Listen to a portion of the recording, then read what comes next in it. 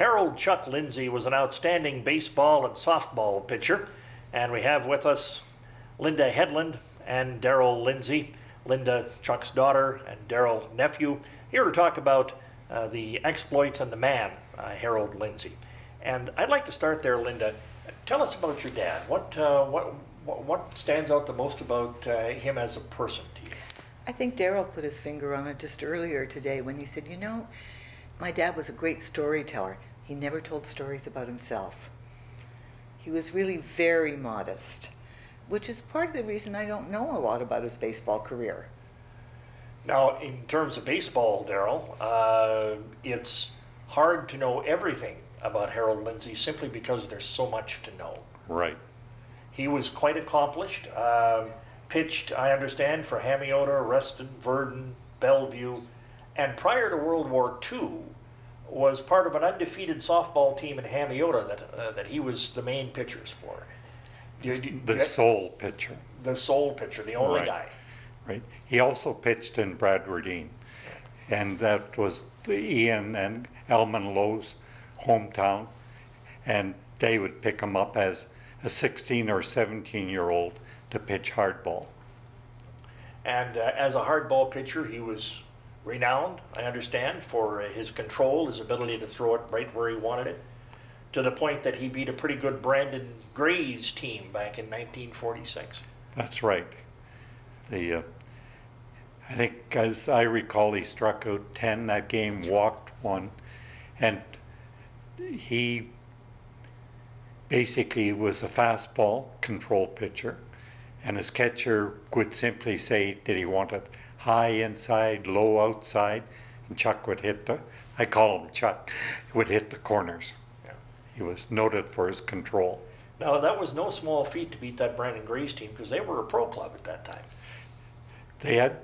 That was really pre their Mandak League days, and they're primarily made up of local ball players. Don Bones Raleigh, the hockey player, was one of them.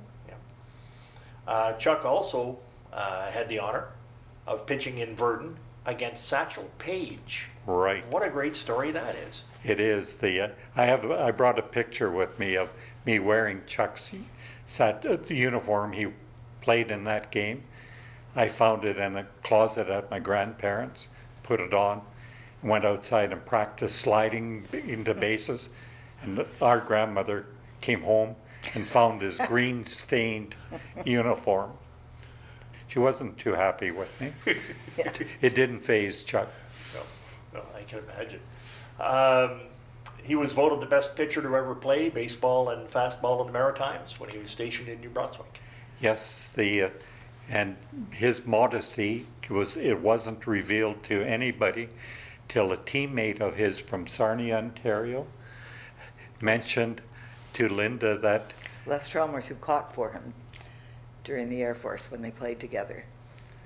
And he told me Dad had been voted the best pitcher to have ever played there. My mother knew too. I asked her and she said, oh yes, well that was true. As many people who are involved in baseball and baseball families can attest, baseball takes time away from families. And I wondered about that, Lynda. You've confirmed it for me. Well, not only that, I mean, I don't really remember my dad playing because I was really young. My mother has told me he was away a lot. And they did used to cart me with them a lot. But I can also say, when I was growing up, there was a point in my life when I did not like baseball. And the reason was all of our family holidays involved going to watch baseball teams. I mean, that's what we did. We went to baseball tournaments here in the States. I had a terrible day where we were watching Willie Mays was my hero because we watched a full 9-inning game in Milwaukee. And with great relief, I got up to leave and Dad said, where are you going? I said, what? He said, it's a double header. Willie hit a homer in the 9th, which they went into overtime actually, so I'm sorry. It was like they went into 13 innings in the second game of an overtime game. And I was finally relieved of my misery. You know? But yeah, I mean, my mother just became a big fan too, so that's what we did for holidays. We went to ball tournaments. I can tell you another one that complements what Lynda said. Bob Feller was Chuck's favorite pitcher. They were similar age. They were both fastball pitchers. And Chuck and Mona, his wife, went to Van Meter, Iowa to look at the Feller Museum. That was a holiday. Yeah. Baseball family. As a teenager, that was way too much baseball for me. Yeah. And now here we are today, Yeah. bringing Harold Chuck Lindsay's name forward to join the hallowed halls of the Manitoba Baseball Hall of Fame. And I'll start with Lynda on this. What does this day and this honor mean to you? I am thrilled for my dad. In my heart, I feel maybe it should have happened some time ago.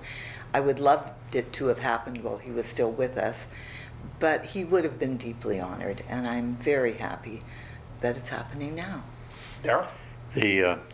I'm sorry that I didn't think to start the nomination process earlier, but I had been told years ago that Chuck was a member, and when I wanted to see what the Hall of Fame was about, I couldn't find his picture or story. And the problem was I didn't draw the distinction between being a member and being an inductee, and he wasn't an inductee. But he was generous in terms of contributing money to help this place get started, and they made him a life member. I never knew that. Yeah. Quite a man. Thank you for your time. Member of Manitoba Baseball Hall of Fame, Harold Chuck Lindsay.